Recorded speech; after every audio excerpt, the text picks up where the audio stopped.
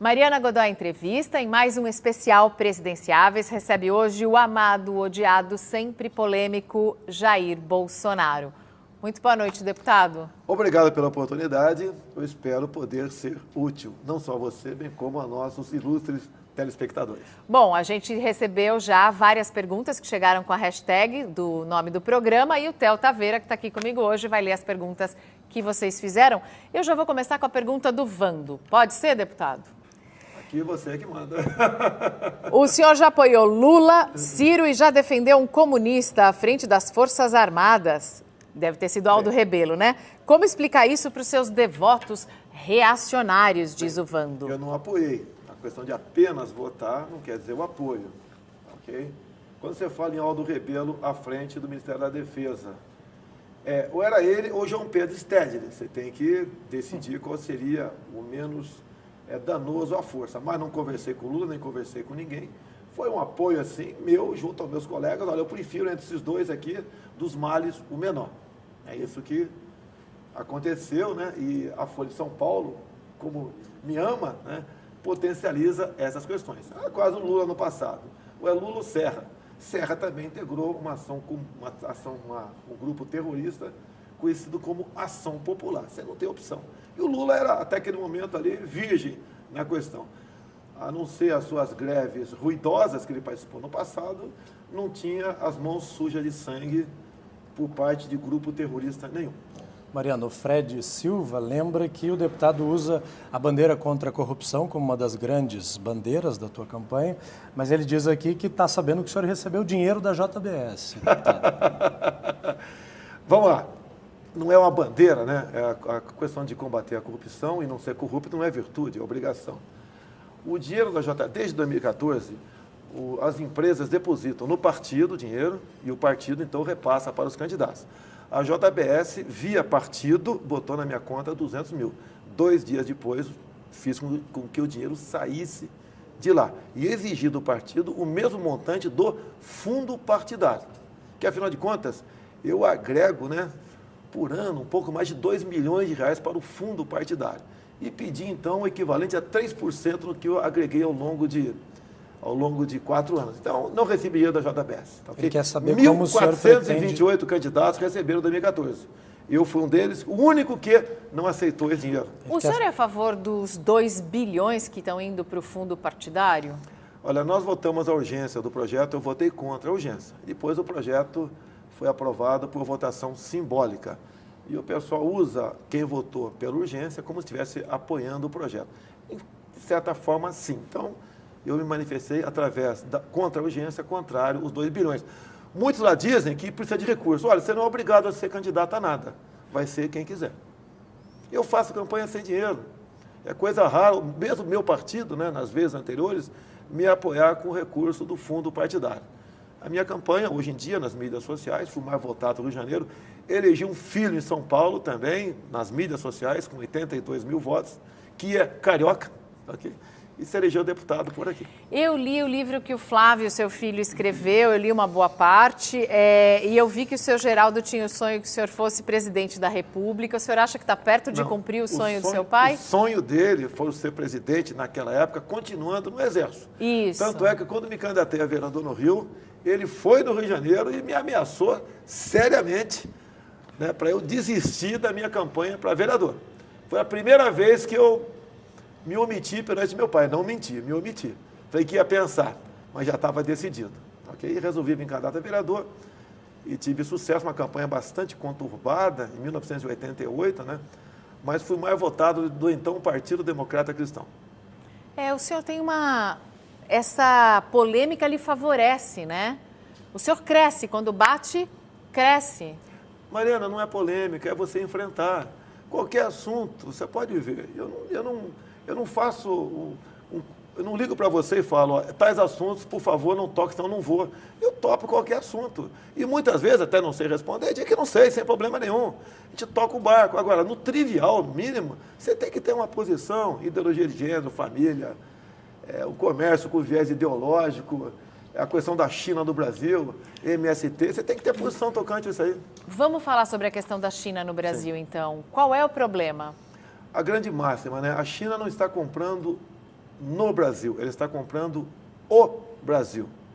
Mas o Brasil não está à venda mesmo?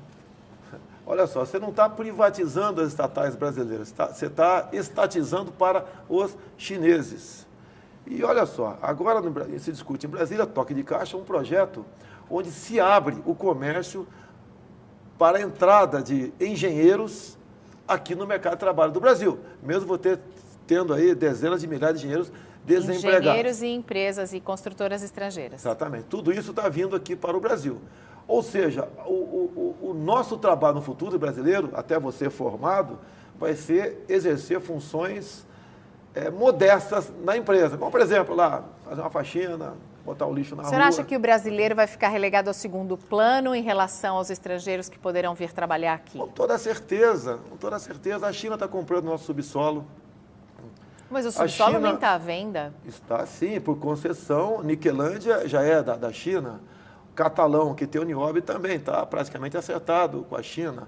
A China explora o rejeito, que é a magnetita, de uma mineradora em Cajati, aqui no Vale do Ribeira. A China, eu não tenho como comprovar essa agora, mas pelo que eu levantei, em parte decide aí a ampliação de reservas indígenas em Miracatu, aqui do lado, que dizem que é a área mais pobre de São Paulo, no Vale do Ribeira. Não é não. É uma das áreas mais ricas no subsolo. Por isso, essa demarcação de terras indígenas, por isso a ampliação de áreas de proteção ambiental, por isso a indústria da questão dos quilombolas no Vale do Ribeira também, é isso que está acontecendo. O senhor acha que a questão indígena e de quilombolas está de alguma maneira relacionada à exploração de minérios? Tem a ver porque você, ao demarcar essas áreas, dificilmente você consegue explorar. Você pode ver, no que depender de mim, o quilombola vai poder explorar seu subsolo. Se você tem uma fazenda vizinha ao quilombola, você pode explorar ouro por maquinário. O quilombola não. Isso acontece muito no estado da Paraíba. E com toda certeza no Vale do Ribeira também, que é uma região riquíssima com seu subsolo. Ou seja, não sei se é riquíssima, mas tem uma cidade lá que chama Eldorado. É a cidade, por coincidência, onde eu fui criado, né? Antigamente era Xiririca, o nome indígena que dizia correntes rápidas. 7 barras também, que eu já morei por um ano lá, por causa de 7 barras de ouro. E assim é o Vale do Ribeira. Tem, você olhar um mapa metalogenético que trata desse assunto, bem como os atlas que tratam dessa questão do Vale do Ribeira, você vai ver que é uma área riquíssima. O senhor já conversou com o Ike Batista sobre isso? Não, nunca conversei com ele, não tive oportunidade. Não. Agora não interessa, obviamente, conversar com ele, né? Demonstrou que é um empresário bastante incompetente e que não é honesto nos seus negócios, pelo que parece até o momento. Theo. Deputado, recentemente o senhor usa também como grande bandeira a questão LGBT e isso repercute muito nas redes sociais, as pessoas fizeram muitas perguntas, eu juntei algumas. Recentemente a gente teve essa questão muito polêmica de um juiz que autorizou que fosse permitida o tratamento para pessoas que se dizem gays. Eu queria saber se o senhor acredita que homossexualidade tem cura. Primeiramente, eu apareci na causa LGBT em 2010, quando o parlamento estava lançando dentro daquela casa aquele conjunto de material chamado Kit Gay, que era para criancinhas de 6 anos de idade assistirem filmes de 2 meninas se beijando, de garotos se acariciando, como forma de combater a homofobia. Para essa idade, não. Questão da cura gay. Outro assunto completamente diferente. Vamos supor que você seja psicólogo e eu te procure e dizer o seguinte: olha, eu me descobri que sou gay, o que você pode me ajudar para eu assumir, para eu ser gay, para eu sair do armário? Você pode me atender.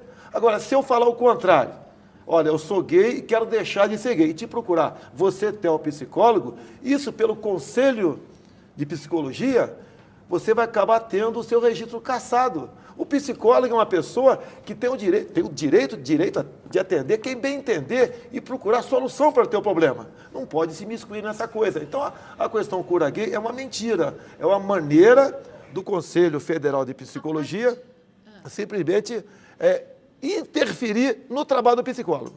A partir de que idade uma criança pode receber uma referência de que é normal ter uma família com 2 mães ou com 2 pais? Não seria na escola. Quem trata de sexo na escola, quem trata de sexo no Brasil é o papai e a mamãe. Mas não é Mas sexo, é natural. É a formação familiar.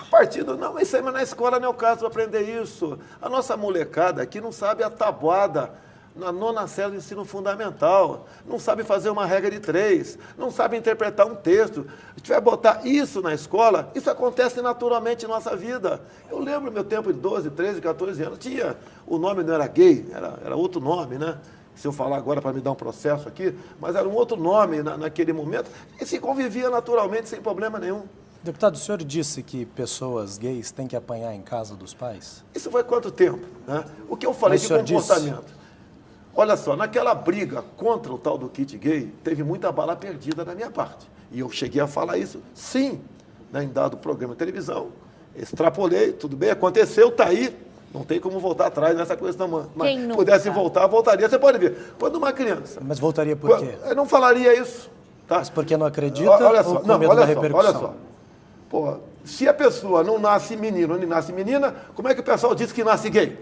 Há uma contradição por parte do movimento LGBT.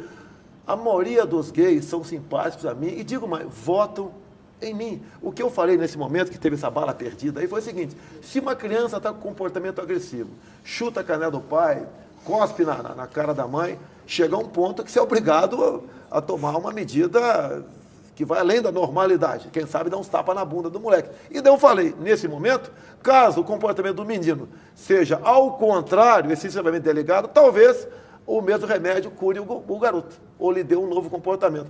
Mas isso daí eu acho que é um assunto ultrapassado já me desculpei com quem de direito ali, e tudo bem. E toca o barco aí. Toca o barco aí, até porque o senhor disse uma vez que sempre teve uma boa relação, por exemplo, com o deputado Clodovil, né? O falecido Clodovil. Boa não, excelente. Inclusive, eu fiquei sabendo do caso dele, né? Teve um câncer de próstata, e quando ele tomou posse em Brasília, eu fui no gabinete, a ideia era de um colega que ocupava a cadeira do Conselho Federal de Urologia, doutor José Carlos, e procurei o Clodovil para ele ser o autor de um projeto que eu ia apresentar no tocante. Nós criamos uma semana anual da saúde masculina, porque o homem é relaxado. Mariana, você sabia que por ano, no Brasil, temos 1000 amputações de pênis por falta de água e sabão? Então eu procurei o Clodovil. No momento ele desconfiou de mim, é lógico, né? Cheguei em Brasília, tem que desconfiar dos parlamentares, a nossa fama não é boa, né? Mas em função disso, desse contato, ele não aceitou ser o autor do projeto, depois eu apresentei o projeto, está no Senado, e fiz uma boa relação com ele. Inclusive tem uma parte meu, se quem quiser procurar na internet, que eu fiz um pronunciamento dele, que ele ficou maravilhado, gostou. E eu não queria deixar passar em branco o posicionamento de Vossa Excelência, que há uma certa discriminação, sim, em apartear Vossa Excelência. Alguns têm vergonha ou simplesmente fazem algumas piadinhas, mas eu respeito a sua pureza, a sua inocência. O senhor não aceita esse rótulo de homofóbico? Não tem nada a ver. Poxa, quem não tem um parente, um amigo, poxa...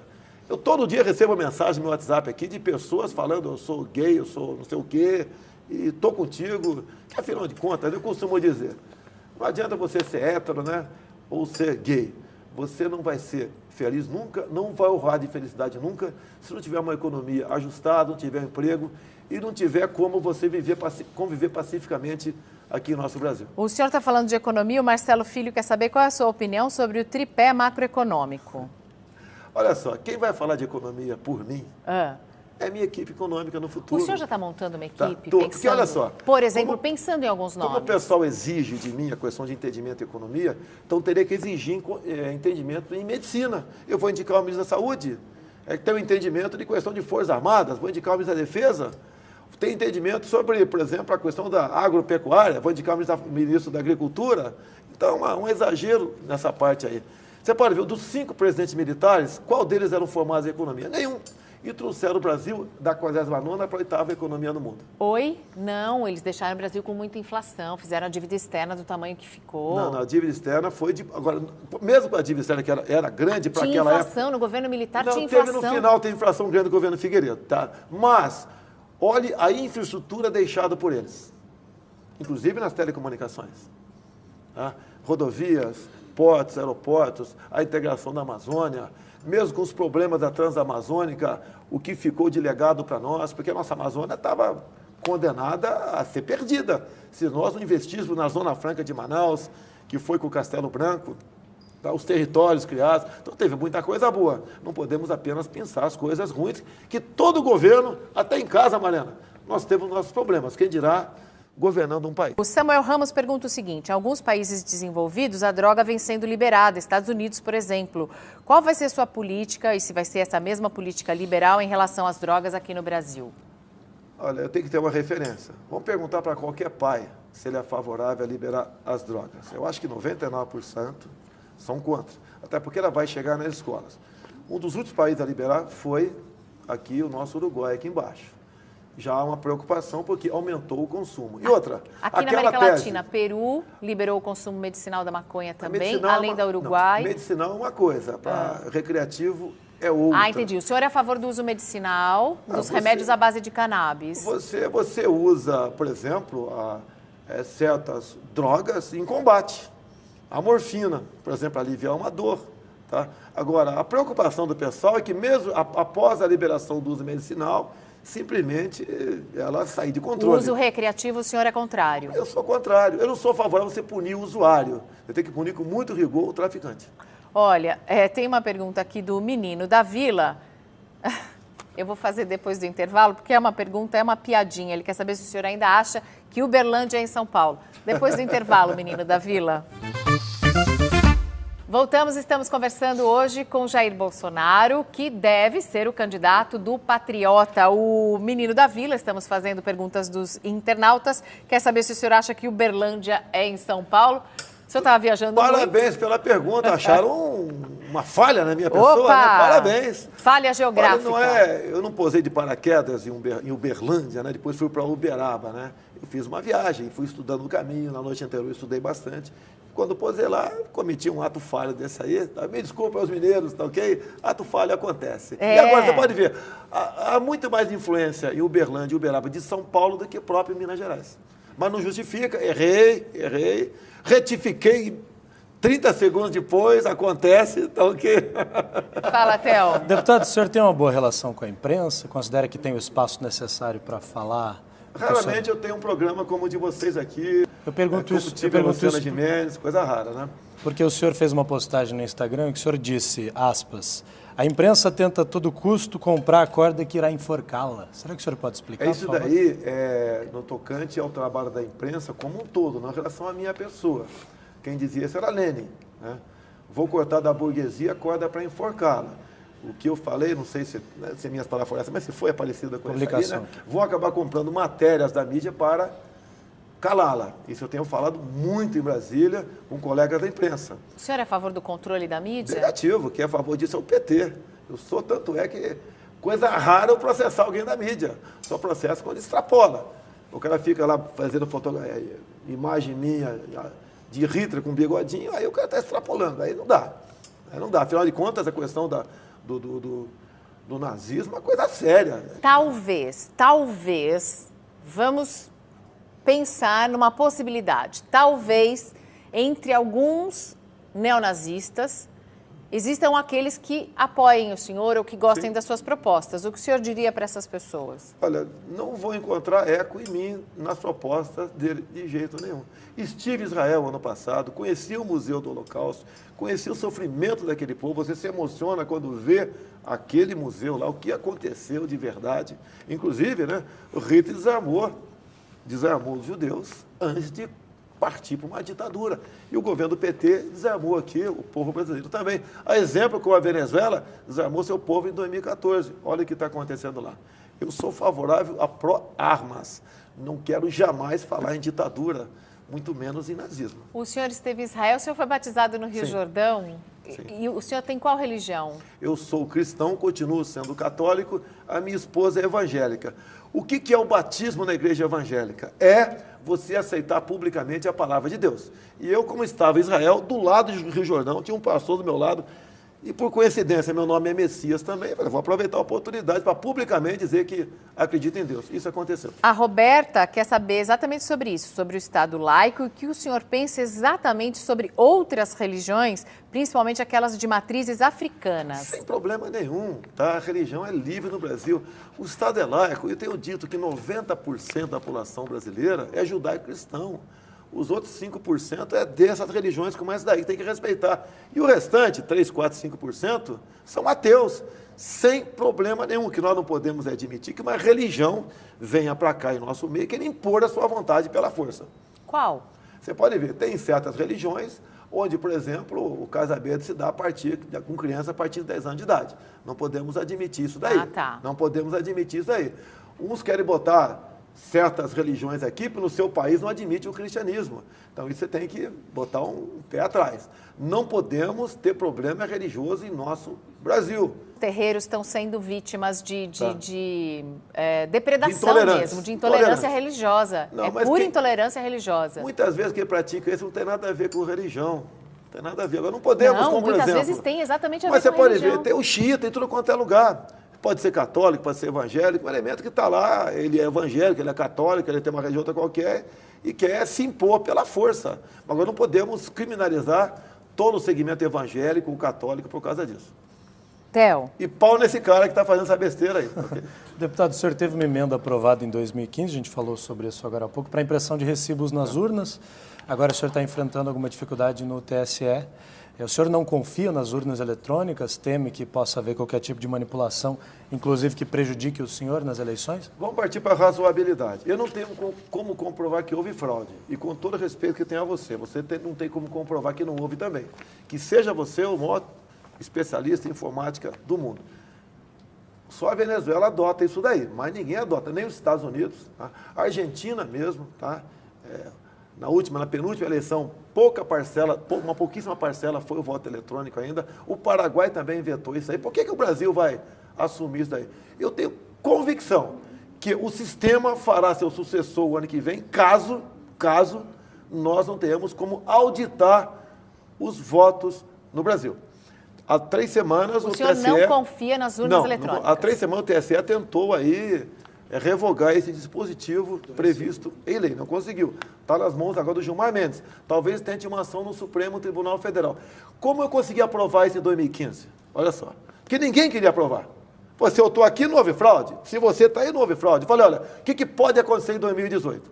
Além dessa suspeição que eu tenho, e muita gente tem, pode, através da fraude, inserir na maioria das sessões do Brasil, por exemplo, 50 votos, em média, por sessão para a legenda do PT. Isso que eu falei lá. Como tese, hipótese. Em função disso, eu consegui aprovar o voto impresso e depois, como a Dilma vetou, derrubarmos o veto do voto impresso também. O Protógenes Queiroz, fiz uma entrevista com ele, o ex-delegado da Polícia Federal, ele também não confia muito nas urnas eletrônicas. Ele tem a sua tese, né? Tem vários parlamentares que têm suas teses também, realmente não é confiável. Se o mundo não adota isso daí, por que nós vamos adotar? Agora, você pode ver, para o sistema, que são os partidos, instituições aparelhadas, interessa a quem? Uma pessoa com o meu perfil ou com o perfil deles? O senhor sabe que o senhor não é o candidato do sistema. Como é que o senhor pretende governar ou sobreviver a um mandato, caso seja eleito, se, por exemplo, for eleito e não tiver uma maioria no Congresso? Como fazer para governar sem ter o Congresso ou sem jogar o jogo conforme as regras que existem hoje? Olá, Marina. A ineficiência do Estado e a corrupção vem das indicações políticas. O que você está perguntando, e com todo o respeito que eu tenho a você, você está dizendo o seguinte, se não tivermos uma forma de compor, se não azeitar a máquina, não vai rodar. A corrupção, a roubalheira e o palavrão, sacanagem, você está fora do jogo político. Vamos pagar para ver. Daí dizem, pode votar um processo de impeachment contra você. Eu te respondo que até me caçem, mas não vai ser por omissão nem por corrupção. Nós temos que fazer um Brasil diferente. Nós temos que entender que quem é o nosso patrão é o povo e não nós, o patrão do povo. E eu estou falando isso porque recentemente teve a votação no plenário da Câmara sobre a denúncia contra o presidente Temer e a gente ficou sabendo de todos os bastidores dessa votação. Não é que os deputados votam de acordo com os seus princípios, com a sua opinião, com a ética. Ele vota em troca de emenda, em troca de... Sim. Aí não dá, né? Até como falo em parlamentarismo, né? Como é que seria o primeiro-ministro indicado pelo parlamento que ia ser comprado, como, no meu entendimento, foi comprado nos 2 casos Temer. Ok? Agora temos O que senhor tentar... votou pelo prosseguimento da denúncia. Sim, eu sempre votei porque eu entendo que tem provas contra ele, né? Até os atos, uma mala de 500 mil, e como funciona. A mala de 500 mil que estava com Rodrigo Rocha Loures, o senhor acha que incrimina o Temer só pela amizade? Não é só pela amizade, né? É o contato deles, o relacionamento. Então tem indícios fortíssimos que aquela mala tem, no mínimo, aí 9 dedos do Temer nela. Deputado, 9? Como 9? Deixa um para uma suspeição, né? Achei que estivesse falando do Lula. Né? Não entendi. Deputado, Eu quero o Lula não preso, eu quero o Lula julgado. Pelas urnas ou pela justiça? Não, pelas urnas não, quero julgado. A nossa justiça não pode continuar sendo tão morosa como é. Não pode. Não queremos celeridade a ponto que atrapalhe o direito ao contraditório, né? a defesa, mas não queremos também uma justiça tão morosa como nós temos no momento. Mariana, a gente está falando dessa questão do Congresso e o deputado, durante 26 anos, né, deputado de carreira, teve 171 projetos propostos e só 2 aprovados. E a gente sabe, teve o exemplo disso muito claro agora no caso do impeachment da Dilma, que o presidente não governa sem o Congresso. Como é que o senhor pretende passar a ter um pouco mais ali de intimidade, se é que dá para dizer assim, e conseguir mais apoio dos seus colegas no Congresso, caso seja eleito presidente? Olha, o que acontece? O que o parlamentar geralmente está de olho? Nas suas emendas individuais, em torno de 14 milhões por ano. São impositivas, mas o governo joga com ela. Então você tem um trunfo na tua mão. Eu, andando no Brasil, eu fico vendo os problemas de cada estado, de cada região, problema de bancadas, a bancada da segurança, a bancada evangélica, que tem a sua importância, a bancada da agricultura, e estamos botando na mesa o que a gente pode atender sem dinheiro, a não ser as emendas lá individuais. E pelo que nós temos na mesa até o momento, é muita coisa, para falar num programa tão rápido, né? Parece que dá para você governar por aí. Ninguém quer dar as costas e nem brigar com o parlamento. Agora, o que nós estamos mostrando nessas reuniões que estamos fazendo, e cada vez vem mais parlamentares, é que nós temos que fazer política de maneira diferente.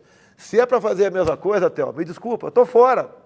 Se eu sou obrigado a chegar lá e perguntar para os partidos, né, ou começar o leilão, quantos ministérios para esse ou aquele partido, e você ficar como a rainha da Inglaterra lá dentro, torcendo para que nada dê errado, para você não responder um processo qualquer lá dentro, eu estou fora. Não, eu só digo uma coisa para você. Em 1º de janeiro de 2019, ou estarei na mesa presidencial, ou estarei na praia, na Barra da Tijuca. Mas é por isso que um futuro presidente tem que ter o apoio do povo. Se ele tiver o apoio do povo, uma votação massiva, se ele tiver muito apoio popular, aí ele pode pedir por esse apoio popular e aí o Congresso faz a vontade do povo, geralmente faz. Você tem que diminuir o número de ministérios até para delegar responsabilidade. Quantos ministérios seriam ideais? Metade, mais ou menos. Menos 15 estaria mais do que o suficiente para você até conhecer. Mariana, até faria um desafio para você, né? 30 segundos para você me dizer o nome de meia dúzia de ministros. Com todo respeito, você teria, talvez, tiver dificuldade. Mas se eu tenho essa dificuldade lá dentro, imagine você. A Jaqueline Toledo quer saber o seguinte, se o senhor já elaborou um plano de governo, onde é que podemos consultá-lo? Bem, programa de governo é obrigatório sua apresentação por ocasião da sua homologação de candidatura. Então, isso é para agosto do ano que vem. Quem apresentar um agora, primeiro que pode estar sujeito aqui a uma interpretação de uma campanha antecipada. E outra, o programa de governo, a Jaqueline, né? Jaqueline. Prezada Jaqueline, quem faz esse programa de governo é dinheiro, são pessoas que cobram caríssimo para fazer isso aí. É um negócio muito bem elaborado, como se fosse um marqueteiro, para você ler respeitosamente e gostar daquilo. E não gostar do meu, que vai ser feito por pessoas, né? Onde eu não vou estar pagando a ninguém, mas um programa realista do Brasil. Deputado, muitas perguntas a respeito da situação da criminalidade no nosso país, que está muito crítica, e o Eleandro Oliveira... Muitas perguntas chegando mesmo, né? Muitas a respeito disso. E o Eleandro Oliveira lembra que o senhor tem uma publicação no Instagram em que o senhor cita uma pessoa que está defendendo direitos humanos, enfim. Como é que o senhor pretende combater a criminalidade sem ofender direitos fundamentais da pessoa humana? Bem, hoje em dia, a política de direitos humanos é voltada para defender bandidos e não cidadão de bem. Isso está na boca do povo. Não sou eu que estou dizendo isso aí. Mas a senhora acredita que o policial tem que atirar antes de negociar? Não. Olha só, eu copio muito a legislação americana. O que o policial tem que ter, não só o civil como o militar, é o excludente de ilicitude. em operação, havendo uma reação, ele tem o direito de atirar. E se matar com 2, 3 ou 20 tiros, ele responde, mas não tem punição. Enquanto nós não dermos essa carta branca para o policial atirar para matar, para bater alguém que está atirando nele ou atirando em alguém da sociedade, nós não teremos como reduzir a violência no Brasil. Deputado, mas para matar? Mas como é que você vai atirar com 7,62 na canela, na perna? Olha, você não está vendo um filme do Batman aí, ou do Gibi, quando era garoto, via que o Zorro só atirava na mão do bandido. Porque o bandido está com fuzil, o bandido está com armamento melhor e superior aos integrantes de segurança pública. E depois que você começar a matar esses caras, você vai atirar, você vai matar. Até tiro de raspão, de fuzil, você pode matar uma pessoa, eles vão começar a respeitar o policial. Vão parar, vão botar a mão na cabeça, a mão na parede, e vai pensar 2 vezes antes de seguir. Vai ser um respeito pela força. Mas tem que ser. Mariana, estou perguntando só estou perguntando, quero ouvir mais. O ser humano só respeita o que teme. O que faz você, em relação de igualdade comigo? É um coach na tua cintura. Por exemplo, fala lei de feminicídio. Você acha que a maioria das mulheres prefere ter um papelzinho, lei do feminicídio, ou uma pistola em casa, para reagir a uma possível invasão de alguém que vai agredi-la? Mais de 90% das mulheres dizem que preferem uma pistola dentro de casa. Então vamos atender à vontade popular. A arma de fogo, uma coisa importante também, muito mais do que defender a tua vida, defende a sociedade de um pretenso ditador, ou seja, defende a liberdade de um povo. A Vivian, que é jornalista, quer saber a tua opinião sobre a política de armamento, deputado, e quer saber o que o senhor acha dessa história do menino que matou os colegas em Goiás por ter tido acesso facilitado a uma arma, e lembrou que isso acontece nos Estados Unidos tradicionalmente também. O senhor não acredita que acesso facilitado à arma causa fatalidades? Nos Estados Unidos isso acontece em área livre de arma de fogo, você não pode ter arma de fogo lá. Tanto é que esses ditos malucos não entram num quartel dos Marines e abrem fogo. Ele vai para um local, numa faculdade, numa escola, num evento público onde é proibido a arma de fogo. Esse moleque podia ter pego a chave do carro do pai e atropelado dezenas de pessoas. Dentro da escola? Não, mas faria fora da escola, com o pessoal saindo da sala de aula. Agora, é um fato isolado isso aí, que está sendo investigado. Eu seria leviano emitir um juízo de valor nesse exato momento aqui. Nos Estados Unidos, tinha um maluco com 47 armas, com fuzis, com metralhadoras. Como deveria ser a legislação aqui no Brasil para permitir uma arma em casa? Deveria haver restrições, eu imagino. Ou o senhor é a favor que seja como lá? Exatamente igual aos Estados Unidos. Sério? Eu atirei agora nos Estados Unidos com a pistola .50. Que maravilha. Tá? Não, uma pistola, não estou falando daquele... Mas aquele maluco de Las Vegas metralhando as pessoas no show. Você pode, no máximo, usar 2 armas, uma em cada mão. Se você tem 50, 200, 1.000, ou 2 é a mesma coisa. Tá bom. Outra coisa, quando você fala em fazenda, o sul do Pará agora virou inferno. O estado de Mato Grosso do Sul também, invasões, índios e MST. Você vê imagens que eu tenho, tá, de torre de transmissão de energia no Pará, onde tem 200 pneus embaixo. Ou seja, o MST está pronto para parar o Brasil, através de o quê? Entre outras coisas, simplesmente cortar a linha de transmissão. É isso que acontece no Brasil. E o fazendeiro, que depender de mim, terá fuzil em sua propriedade. Por quê? A propriedade privada é sagrada. Você precisa ver a desgraça que é o fazendeiro tendo sua propriedade invadida. Onde seus bens são queimados, o pessoal abate teu gado, muitas vezes faz maldade com sua família. E como é que você pode impedir isso aí? A propriedade é privada. Assim como eu não posso entrar no teu apartamento, eu não posso entrar na fazenda do outro cara. Esse fazendeiro tem que ter fuzil e mais. Ao reagir a uma invasão, entrar no excludente de ilicitude. Responde, mas não tem punição. Acabaremos com as invasões de terra no Brasil. Essa questão da terra também é bastante delicada. O senhor falou do MST, mas o senhor também citou indígenas. O MST usa os índios, tem usado em Mato Grosso do Sul. Temos mais de 100 fazendas invadidas em Mato Grosso do Sul. Mas inclusive, aí os índios não são os naturais donos da terra? Então vamos entregar a Barra da Tijuca, vou entregar aqui Santos, entrega tudo. A área maior que a região sudeste está na mão dos indígenas. Você pode ver, em Mato Grosso do Sul, tem 5 fazendeiros presos. Numa das invasões, houve tiros e acabou morrendo um índio.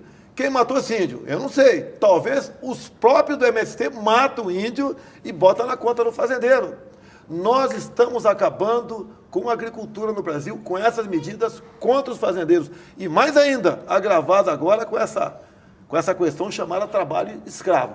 Qualquer coisa na fazenda é trabalho escravo. Pena, expropriação do imóvel. Peraí. O senhor é contra ou a favor da portaria editada pelo presidente Michel Temer, que altera as regras para definir o que é ou não trabalho escravo? Bem, a emenda Constitucional 81 diz lá que o trabalho escravo praticado em área rural ou urbana, é você no teu apartamento aí, a pena é expropriação do imóvel. E muito juiz entende que o trabalho análogo à escravidão é equiparado ao escravo e a pena é a mesma. No teu apartamento, a falta de ventilador de teto, naquela pessoa que te ajuda em casa, ventilação inadequada, a sua pena é expropriação do imóvel com máquina de lavar roupa, geladeira, bicicleta, ferro. É isso que acontece. É trabalho análogo à escravidão.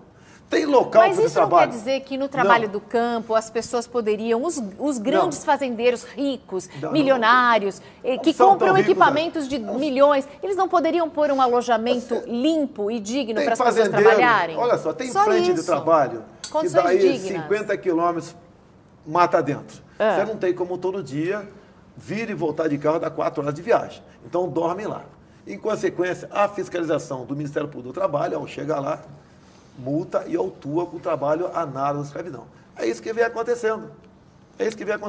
Qualquer coisa no campo, multa altíssima. E estão multando por drone agora também. Por drone? Por drone também. Você sabe que é o primeiro? Quando você entra com um recurso contra uma multa, quem é que vai analisar essa multa? É o cara que te multou. Existe, inclusive, punição, acredite, Mariana, por ato tendente. Você tem que mudar isso daí. Você pega uma foice, bota nas tuas costas e passa perto de uma área de proteção ambiental para você trabalhar lá na frente. Você é multada por ato tendente. Como tem pescadores na Baía de Angra, que eu conheço muito, humildes, que tem um barquinho ali de 15, 20 pés, com motorzinho de popa, que ao passar por uma área de proteção ambiental, tá, ele é multado por atendente por ter uma rede. Só porque ele passou. Por ter uma rede. Ele vai pescar em outro lugar. Multas que chegam a 150 a 200 mil reais. É um crime o que fazem com o trabalhador, com o produtor rural, com o pescador artesanal, com todos no Brasil. E essa maldade vai chegar na área urbana, porque a emenda Constitucional 81 diz que na área urbana se aplica a mesma coisa do trabalho análogo ou escravidão. A pergunta é do Miguel Martins. Para onde o senhor encaminhou as emendas a que tem direito na Câmara nos últimos 4 anos? Olha, eu te dou nos últimos 10 anos, né? Mudou um pouquinho, porque era uma emenda, o montante era para qualquer lugar, e agora foi repartido. Metade SUS, 7 milhões SUS, e 7 milhões onde, a princípio, você bota onde você bem entender. No corrente ano, você acha na minha página na internet. Eu sempre divulguei isso daí. Dos 7 milhões do SUS, tá? Mais ou menos o seguinte, pode ser que erre um pequeno número. Mas, por exemplo, 1 milhão para o Hospital do Câncer de Barretos, até inspirado no Sérgio Reis, e no meu filho, que é deputado por São Paulo. E alguém pode falar, pô, o cara é do Rio, mandando emenda para São Paulo. É para o Hospital do Câncer de Barretos, atende o Brasil todo. É verdade. Tá? 2,5 milhões para a Marinha e para a Aeronáutica, no SUS também, para atender operações ribeirinhas da região amazônica. Não tem voto nenhum lá. Tá? Para o Hospital do Câncer, o INCA, no Rio também, a BBR, Rio de Janeiro, a Rede Sara também, o SUS. No outro tocante ali, os 7 milhões, mais de 90%. Forças Armadas. Mariano, o Heitor Murilo pergunta, se não pudesse se candidatar, deputado, quem apoiaria? E eu vou colocar um agravante, não vale branco nem nulo. Tá. Olha, o quadro que está aí, eu não apoio ninguém, desde que se apresenta por aí. Tá certo? Joaquim Barbosa. Eu tenho o meu filho mais velho, que pode vir candidato no meu lugar. Meu julgamento no Supremo Tribunal Federal é político. Ignoraram o artigo 53 da Constituição. Valeu para Aécio Neves. Para mim, não valeu. Então a gente pode esperar um filho de Jair Bolsonaro como candidato nessa eleição? Pode ser que aconteça, sim.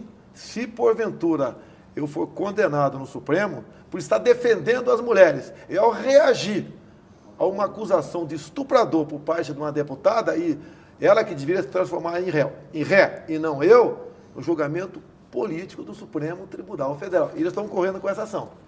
Tá? Talvez isso venha a acontecer, sim. Julgamento político. Afinal de contas, o artigo 53 diz que eu sou inviolável por quaisquer palavras, opiniões e votos. E não agora o que alguns do Supremo acham que deve acontecer. Eu acredito no Supremo até os 45 do segundo tempo. Pela primeira vez, apesar de várias jurisprudências ao contrário, podemos ter um parlamentar julgado ignorante o artigo 53 da nossa Constituição.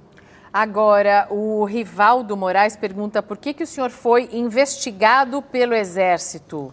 Encontraram um croquis com planos de explodir uma bomba no banheiro da Academia Militar de Agulhas Negras. Ninguém encontrou nada. Uma repórter da revista Veja, Cássia Maria Rodrigues, que eu falei com ela talvez uma meia dúzia de vezes, naquela época, 1987, resolveu escrever uma matéria absurda. Uma repórter. Graças a Deus eu fui julgado pelo Superior Tribunal Militar e o processo foi arquivado. E naquela época, Mariana, nós tínhamos acabado de deixar a presidência da República, Figueiredo, e havia uma polarização entre eu e o Lamarca. E a esquerda, com grande influência na imprensa ainda, queria, como sempre fez, né, transformar o Lamarca em herói e eu como terrorista. Perderam. Como a Veja da última semana agora, da penúltima semana, diz que esse processo ainda está em discussão no Supremo, de 1987. Não tem cabimento isso daí. Ok? O senhor teria como vice o senador Magno Malta, do Espírito Santo? É um excelente nome, né? Ele até diz, né, que eu seria vice dele. O Magno Malta é uma pessoa que eu tenho no mais profundo respeito e admiração. E, no meu entender, se a gente puder compor para essa possível candidatura ano que vem, seria excepcional. Magno, é para o primeiro turno, hein? Valeu. É para o primeiro turno, é muito engraçado o Jair Bolsonaro jogando para a galera aqui. O site O Antagonista, peguei um tweet deles, porque eles dizem que pelo Instituto Paraná Pesquisas, o senhor já aparece em primeiro lugar em Santa Catarina, com quase 25%, e Lula com menos de 20% em Santa Catarina. O senhor acompanha as pesquisas, acompanha a Datafolha, acompanha a leitura dessas pesquisas? Olha, eu acredito, né, num instituto chamado Paraná Pesquisas. Acredito porque bate realmente com o que eu tenho andado pelo Brasil. O Paraná também me deu há pouco tempo em primeiro lugar no DF. Em Minas Gerais, entre a garotada de 16 e 24 anos, eu tenho 30% de intenção de voz, também estou em primeiro lugar. Completamente ao contrário do Datafolha. O Datafolha coloca o senhor com a maior rejeição, a segunda maior rejeição depois do Lula. O Lula com 42% de rejeição, Bolsonaro com 33%. Mas coloca o senhor em segundo em quase todos os cenários. Hoje em dia, né, se a eleição fosse hoje, não é pelo Instituto apenas, mas o Lula tem voto, mas não esse percentual que todo tem aí. Não todo que tem. Mas mesmo no Nordeste? No Nordeste ele tem, lógico, uma aceitação maior, porque ele vende a ilusão que, voltará o Lula 2003, que pegou a economia arrumadinha, os commodities, né, lá em cima, o Bolsa Família bombando, e a gente sabe que isso aí não dá para manter por tanto tempo. Vai ter um baque nisso aí, até para a economia estar patinando já há algum tempo. Então, acho que hoje em dia, independente de instituto de pesquisa, estaria eu e Lula no segundo turno. Deputado, a Cláudia pergunta o que o senhor pretende fazer para eliminar o desemprego no país. O senhor já disse que não é um grande especialista em economia, mas ela está achando que o senhor está deixando passar esse detalhe muito importante. Fala alguns nomes desburocratizar. Você, para abrir uma empresa no Brasil, leva 3 meses. Outros países da América do Sul, menos da metade disso daí. Você não pode, simplesmente o Estado ficar em cima do empreendedor. Uma Você tem reforma que diminuir tributária. essa pressão. Você tem que, primeiro momento, não se cria mais imposto, nem se aumenta imposto no Brasil. A tal da curva de Laffer, que os economistas falam tanto aí, já foi para o espaço há muito tempo. Você tem que ter um presidente que tenha credibilidade, que honre compromisso. Quando estive no mercado financeiro dos Estados Unidos, em 3 reuniões, entre uma quarta na Câmara de Comércio do Brasil e Estados Unidos, presente inclusive a senhora Zélia Cardoso de Mello, eu falei com sinceridade, objetividade e com verdade a questão econômica do Brasil. E fui muito bem aceito lá. Você começa, no meu entender, por aí. Credibilidade e honrar compromisso. Para ser eleito, o senhor vai ter que conquistar também, não só... O senhor já tem um eleitorado de direita, o senhor vai ter que conquistar também outros eleitores. O senhor vai suavizar um pouco mais o discurso ao longo dessa caminhada? Todos nós evoluímos. Não serei o Jairzinho Paz e Amor como o Lula fez. Na verdade, foi um grande engodo da parte dele. Tenho meu objetivo. Eu tenho simpatia de quase todo o setor da sociedade, as Forças Armadas, as Forças Auxiliares, evangélicos, a bancada da segurança pública, o agronegócio, os pecuaristas, o pessoal do norte. Olha, o próprio Paraná Pesquisa, eu estou em primeiro lugar em 4 regiões do Brasil. perco apenas, segundo eles, no Nordeste, de goleada. Por isso, no geral, o Lula está na minha frente. Mas isso, nós estamos evoluindo. Tem pessoas maravilhosas que me ajudam no Nordeste, como o Júlia Lemos, lá, não quero fazer campanha, não. Júlia Lemos na Paraíba, o Heitor Freire no Ceará, entre tantas, uma professora Daiane Pimentel na Bahia, e tantas outras pessoas, lideranças que nasceram do nada e com verdade vêm fazendo o nosso nome junto em mídias sociais. Grupo Bolsonaro, WhatsApp, tem milhares por aí. As mídias sociais já ajudaram a eleger o presidente Obama nos Estados Unidos, né? Os fake news e os e-mails também ajudaram a eleger o Donald Trump nos Estados Unidos. O Macron também, a gente pode dizer que foi um candidato na França que usou bastante. O Eduardo Bolsonaro em 2014 aqui em São Paulo. Eduardo Bolsonaro em 2014 aqui em São Paulo. E o deputado é hoje o segundo candidato atrás só do Dória que mais cresce proporcionalmente. Com seguidores no Instagram e no Facebook. Em relação ao que o senhor analisa as pesquisas, em relação a Dória e Alckmin, o senhor tem um desempenho melhor contra o Alckmin, né? Para o Dória, o senhor perderia, assim, alguma... que o Dória é novo, então ele é uma novidade ainda. Agora, no PSDB, o Dória, como é um pato novo, no meu entender, nunca vai conseguir uma legenda para disputar a presidência. A não ser que o Alckmin saia de combate. Daí pode ser que haja essa possibilidade. No mais, boa sorte ao Dória aí, tá ok? Ou ao Alckmin, né? Ou ao Alckmin, sem problema nenhum. Você pode ver, há 2 anos, uma pesquisa aqui em São Paulo, o Alckmin, o Dória não estava no par ainda, né? Era um movimento de rua que estava ocorrendo. Aí fizeram 3 simulações. O Serra, depois o Alckmin e depois o Aécio, né? Eu pedi para todos por diferença de aproximadamente 4 pontos apenas. E olha que eu sou um deputado pelo Rio, né? Se bem que aos poucos o pessoal vai descobrindo que eu sou paulista. Agora, qual seria o papel do Alexandre Frota no seu governo? O Frota é uma pessoa que eu conheço a vida dele há algum tempo, né, pública, né? E há alguns anos o Frota deu uma redirecionada, vamos assim dizer. E é uma pessoa que tem me ajudado muito com conversa, bate-papo, o entendimento da classe artística, qual artista deve valorizar ou não. Até uma coisa ao contrário que ele fazia no passado, na questão de conservadorismo. Ele bateu muito na questão lá de ocorrido na exposição lá, patrocinada pelo Santander, lá em Porto Alegre, no museu aqui em São Paulo também. Então ele tem uma vida, hoje em dia, muito semelhante à minha. Ele é bem-vindo, eu quase estou chamando ele de meu irmão. Meu irmão é melhor que ministro, né? Deputado, algumas opiniões do senhor têm repercutido muito internacionalmente, né? Recentemente o senhor recebeu visitas aí do Stephen Fry, Ellen Page também entrevistou o senhor, tudo em inglês. O senhor acredita, e todos eles meio bravos com o senhor, eu assisti as entrevistas. O senhor acredita que as suas opiniões meio radicais, caso o senhor seja eleito, podem nos prejudicar com relação à imagem internacional? 2 pessoas do mundo LGBT que você citou aí.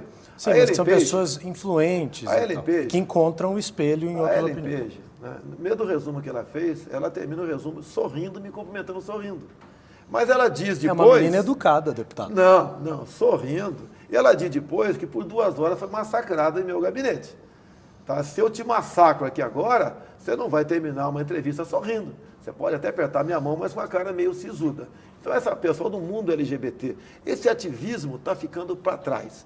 No tocante ao comércio com o mundo todo, eu tenho dito, né? Contrário do que o PT fez com Lula e Dilma, nós temos que fazer um comércio com o mundo todo, abandonando o viés ideológico. O senhor falou de comércio com o mundo todo, mas criticou ainda há pouco a entrada de engenheiros e estrangeiros no país. Olha só, nós estamos abrindo o mercado de trabalho para engenheiros do mundo todo. E nós já temos aqui, segundo as entidades que tratam dessa questão, em torno de 40 mil engenheiros desempregados no Brasil. Nós temos que ter essa reserva por aí. Porque olha só, as empresas que estão sendo privatizadas com capital de fora ou estatizadas pela China, quem é que comporá a testa, o núcleo, o quadro de engenheiros dessa empresa? Se isso for aprovado pelo Parlamento brasileiro, serão por eles. E nós aqui, qual a nossa mão de obra? Os engenheiros do Brasil vão trabalhar como nessa empresa? Exercendo um trabalho humilde. Nós temos que ter nossa reserva de mercado nessa área. Afinal de contas, é como disse no começo, a China não está comprando no Brasil, está comprando o Brasil. E temos que tomar cuidado com isso aí. Vamos falar um pouquinho sobre a vida pessoal, porque o senhor tem viajado tanto, né? Como é que fica a relação com a família nisso? Minha esposa tem reclamado, né, que Michele, Por a vezes eu fico esposa de do segunda a sexta Bolsonaro. fora de casa, ela entende a situação, está do meu lado. Tem uma filha maravilhosa de 7 anos de idade, a Laura, que acabou de fazer 7 anos. E por vezes vocês da mídia, eu fico muito feliz, me cobram, né? Vem para cá, vem para cá, vem para cá. E quando eu vou, é mais um dia fora de casa. Eu tenho minha atividade em Brasília. Final do ano, a Folha de São Paulo vai me encher de pancada. O parlamentar mais ausente em Brasília. Verdade, Folha, tá ok? Mas por uma causa, na minha entender, bastante nobre. Para ficar com a Laura e com a Michele. Sim. Tá bom, a gente entende, Ficar com as né, duas. Theo? A E gente... final do ano eu vou ficar com a minha sogra, inclusive, em casa. A sogra é boazinha? É, ela fala muito pouco. Ih, pensou muito. A gente costuma fazer uma última pergunta para todos os convidados aqui desse especial Presidenciáveis e a gente vai fazer a mesma pergunta para o Jair Bolsonaro, que é por que o senhor gostaria de ser presidente do Brasil? Olha só, isso é pessoal meu. Depois dos 60 anos de idade, eu acho que já estou no lucro. Tá? Eu estou numa zona de conforto maravilhosa, ser parlamentar. É você estar vivo no paraíso. Né? Moro na Barra da Tijuca. Graças a Deus tem um excepcional salário, a Câmara tem muita coisa que te ajuda, mas eu acho que eu devo deixar uma história para o Brasil. Eu quero ser uma opção em 2018. E hoje em dia é uma opção completamente diferente dos demais que se apresentaram como pré-candidatos até o momento. Uma visão de patriotismo, de Deus no coração e de honestidade, que a história me comprova nisso daí. Sem essa base, você não tem como dar a devida satisfação para aqueles que você vai trabalhar no futuro. E dizer uma coisa, se eu for eleito presidente, deixarei de ser capitão. Seria um soldado do Brasil. Tá com o discurso pronto, né, Theo? O slogan tá feito, é bonito. Brasil acima de tudo, Deus acima de todos. Obrigada, deputado. Muito Valeu, obrigada. deputado. Obrigada a você também que participou. A gente volta na sexta-feira que vem. Até lá.